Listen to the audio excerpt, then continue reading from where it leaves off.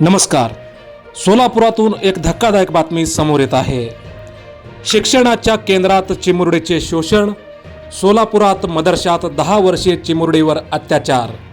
मौलाना मोहम्मद उमर रजवी विरुद्ध पोक्सो अंतर्गत गुन्हा दाखल.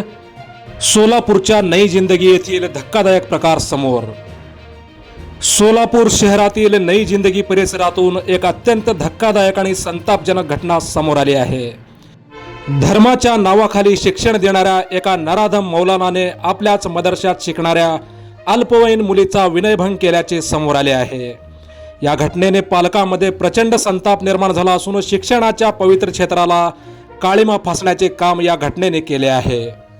ज्या मदरशामध्ये इस्लाम धर्माची शिक्षण दिली जाते त्याच मदरशामध्ये एका 53 वर्षीय मौलानाने 10 वर्षीय चिमुरडीवर अत्याचार केल्याची धक्कादायक घटना घडली आहे. ही घटना सोलापूर शहरातील नई जिंदगी परिसरात असलेल्या एका मदरशामध्ये घडली आहे.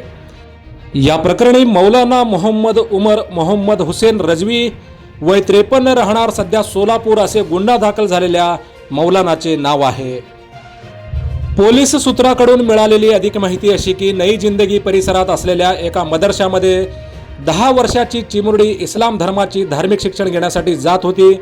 धार्मिक शिक्षण देणारा आरोपी मौलाना मोहम्मद उमर मोहम्मद हुसेन रजवी हा त्या चिमुरडीला मागील 1 महिन्यापासून आपल्या जवळ थांबवून मदरशामध्ये असलेल्या इतर मुलामुलींना लवकर सोडून या चिमुरडीसोबत अश्लील वर्तन करत होता. आरोपी मौलाना रजवी हा मूळचा उत्तर प्रदेशातील बहराईच येथील रहिवासी असून तो सध्या नई जिंदगी परिसरात वास्तव्यास आहे. या घटनेमुळे एका विकृत शिक्षकाचा नराधमी चेहरा समोर आला आहे.